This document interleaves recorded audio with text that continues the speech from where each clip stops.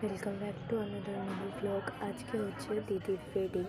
তো আগের কোনো ব্লগ নিতে পারিনি, যেহেতু আমরা শ্যুট করছিলাম দিদির সাথে, আর দিদিরও শ্যুট চলছিল।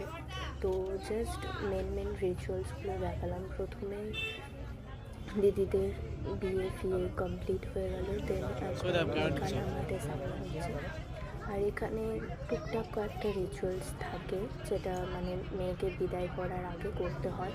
সেই রিচুয়ালসগুলোই হচ্ছে। দিদি তো কনস্ট্যান্টলি এখানে কান্না করেই যাচ্ছে, তোমরা দেখতেই পারবে। আর কি বলবো, আজকের দিনটা যতটাই ততটাই স্যাডনেসের মধ্যে থাকে এই মোমেন্টগুলো। আর কোনো বেশি